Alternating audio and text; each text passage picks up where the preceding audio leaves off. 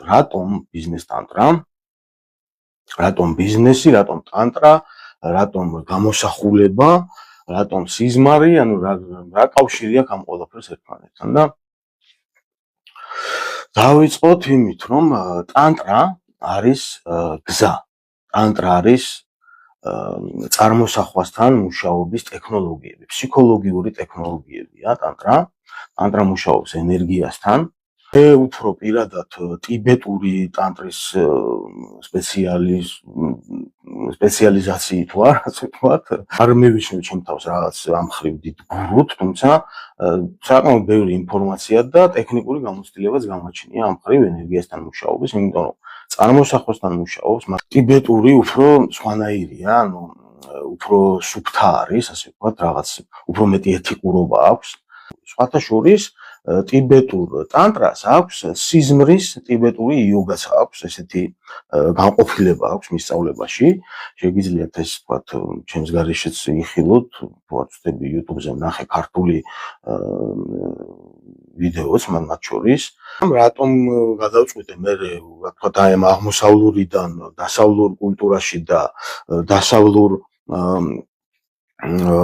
მეცნიერებაში გადართვა? საბოლოო ჯამში ხო? ტანტრა გვეუბნება ესეთ რამეს, რომ ყველაფერი ილუზიაა. ამ ცხოვრებას როგორც ძილის პროცესს, ასევე გაღვიძების პროცესს, ღვიძარე პროცესაც ტანტრა მიიჩნევს სიზმრად, მაგრამ განასხვავებს ისეთ რითი, ანუ ფიქსაციის სიმკვრივით რა, ანუ რეალობასთან კონტაქტის სიმჭიდროვით განასხვავებს მხოლოდ, მეტი არაფრით. სხვათა შორის ამ ბოლოს ვნახე YouTube-ზე პოდკასტში ერთი კეთილი ადამიანი ესეთ კითხვას სვამს, რომ რა გარანტია გვაქვს, რომ ეხლა არ გვიზინავსო, ეხლა ცო და რაღაც მომენტში არ გაგვეღვიძებაო. და მინდა ვუპასუხო მას, რომ მე მოგცემთ ამის გარანტიას, მე ვარ იმის გარანტია, რომ ეხლა არ გვიზინავს ჩვენ და მოდით განვიხილოთ თუ რაში გამოიხატება ეს. ანუ ტანტრა გვეუბნება, რომ ყველაფერი ილუზორულია ეს სამყარო. საერთოდ აღმოსავლურ კულტურაში ეს გავრცელებული ჰიპოთეზა არის რა, რომ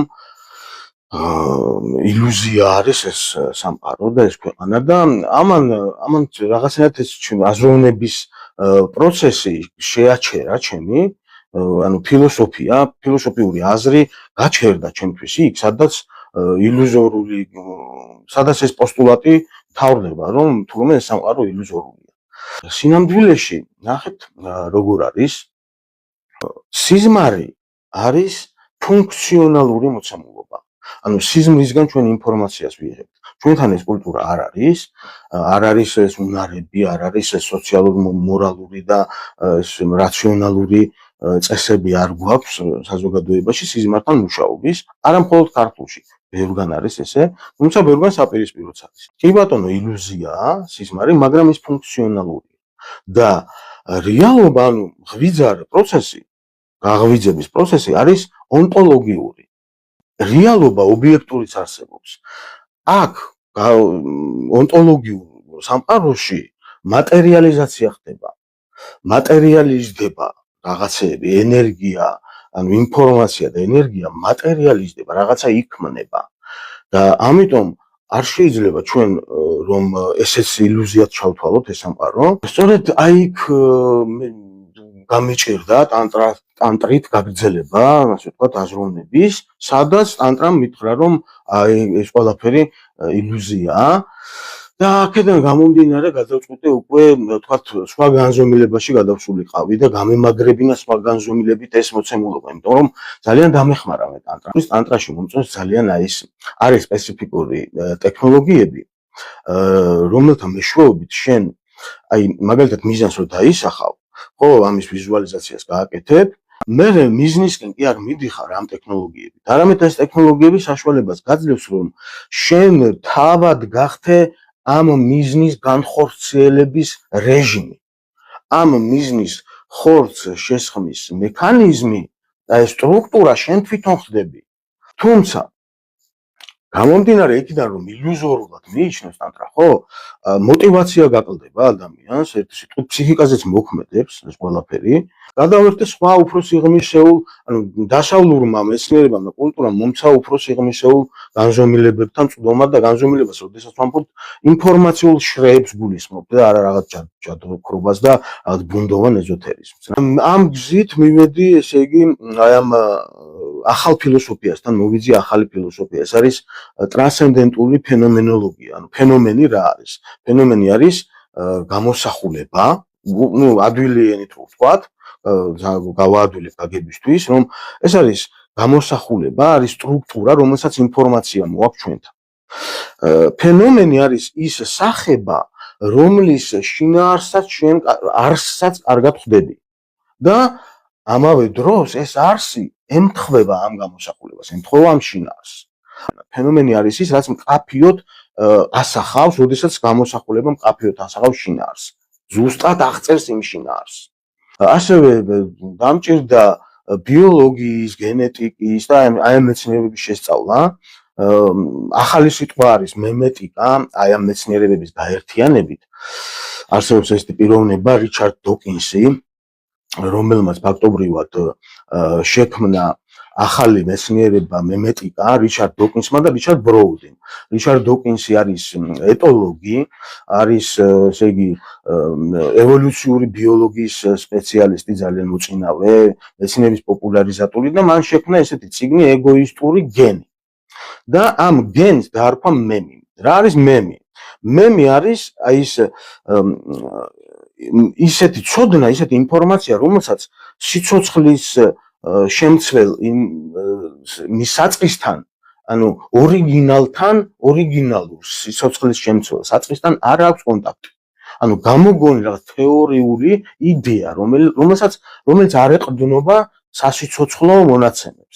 მეორე მხრივ რიჩარდ ბროუდი, რომელმაც ესე იგი Windows-ის პროგრამული ვერსიის პირველი ტექსტური ვერსია შექმნა Windows-ის და შემდეგ უკვე სხვა სფეროში გააგზავნა, წიგნების წერა დაიწყო პიროვნულ ზრდაში და აი ამ მიმართულებით და შექმნა ესე იგი გონების ვირუსები, ფსიქიკის ვირუსები, ესეთი წიგნი. ამ ორი ადამიანის ამ ნაშრომებმა და მოღვაწეობამ შექმნა ეს ახალი მეცნიერება მემეტიკა. მემი არის სტერეოტიპი. სტერეოტიპი არის მატრიცა, რომლითაც ისტორიულად იმართება კაცობრიობა და ამასაც ნელ-ნელა განვიხილავთ.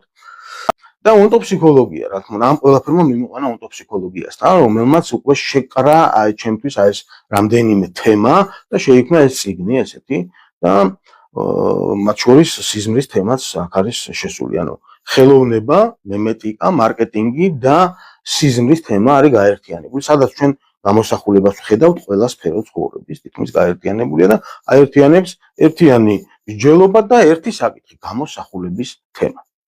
თუ კი აი ამ აღმოსავლურ კულტურაში, ტანტრაში, ხო, ესე იგი, ილუზორულად რჩება, დასავლურმა კულტურამ მატერიალიზაციის გამცნება აიყვანა უმაღლეს დონეზე. ურთიერთობები მატერიალიზაციაში გადაიტანა და ამას დაერქვა ბიზნესი. თვალსაჩინო აი მატერიალიზაციის კანონის ასახწერა ძალიან კარგი მაგალითია ამ საუკუნის დასაწყისის საუკეთესო მაგალითად შეიძლება მივიჩნიოთ სტივ ჯობსი, სენსორული ეკრანიანი ტელეფონები მას უნდა ჩაეშვა წარმოებაში და ფაქტობრივად ვერ პოულობდა ეს ადამიანი ინვესტორს. იმიტომ ის ჩაბერებული ასე ვთქვათ ის მილიარდერები სასაცილოდ არ ყოფნიდა იმ ხალხს, რომლებიც კონკრეტიანი ნოკიებით იჯდნენ თავიანთ კაბინეტებში და დასინოდნენ სტივ ჯობს, რომ ვისაში აინტერესებსო ეს არავის არ დააინტერესებსო, არ წმუნდნენ მას აპირისპირო. კი, ნოკიები ჰქონდათ, მაგრამ ოქროსი და ბრილიანტების რა.